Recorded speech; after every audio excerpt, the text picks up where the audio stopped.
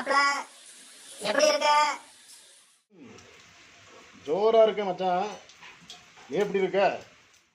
மாப்பிள நான் ஒரு வாரமா கரண்ட் இல்லாம, குடிக்க தண்ணி இல்லாம, சாப்பிட வழி இல்லாம இருந்தேன். இப்பதான் நிலைமை சீராயிருக்கு. மாப்பிள்ள, ஓ நிலைமை சீராயிட்டு, ஆனா எங்க நிலைமை இப்பதான் சின்ன பின்னமாயிட்டு இருக்கு. என்ன மாப்பிள சொல்ற?